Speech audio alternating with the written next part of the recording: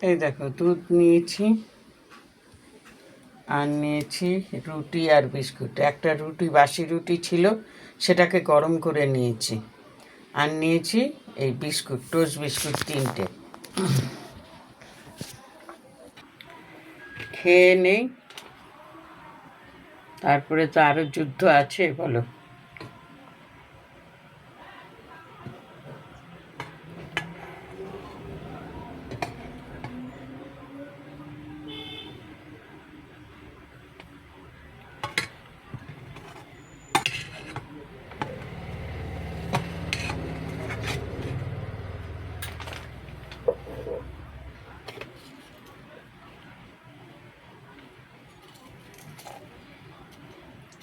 দুধ দিয়ে রুটি খাই, একটু চিনি না দিলে হয় বলো? কিন্তু আমার পুরা কপাল, চিনি ছাড়া খেতে হবে। খুব রাগ ধরে এক এক সময়, জানো, পুরা কপাল হলে যা হয়।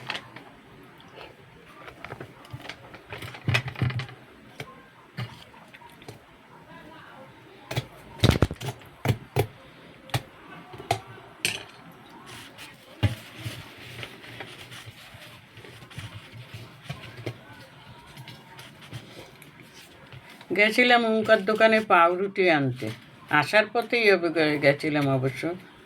ওর রুটি খুব তাড়াতাড়ি বিক্রি হয়ে যায়, কেন ওর রুটি খুব টাটকা, রোজের রুটি ও রোজ বিক্রি করে।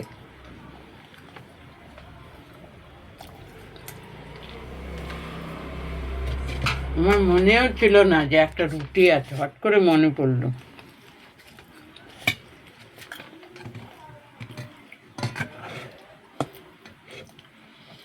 নিজেদের ইচ্ছায় কিছু হয় না, গোবিন্দ যায় যেটা মেলায় সেটাই খেতে হয়। তা আমার গোবিন্দ আমাকে মিলিয়েছে বিস্কুট আর বাসি রুটি, তা আমি ভালোটা খাবো কোথার থেকে বলো?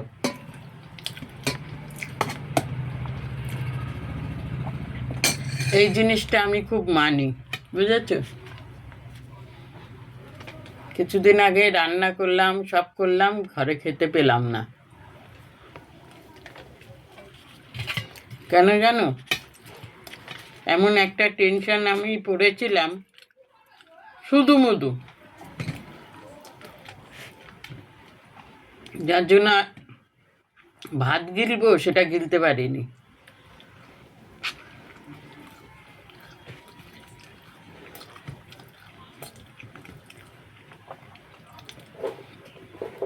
এতে কি বোঝালো? তার মানে সেদিন আমার কপালে ভাত জোটাই নেই ভগবান, তাই আমি খেতে পাইনি।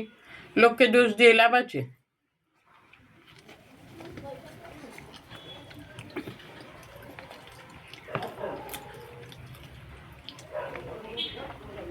এই দুধের মধ্যে যদি একটু চিনি পড়তো, রুটিটা খেতে কত ভালো লাগতো। কিন্তু দুর্ভাগ্য,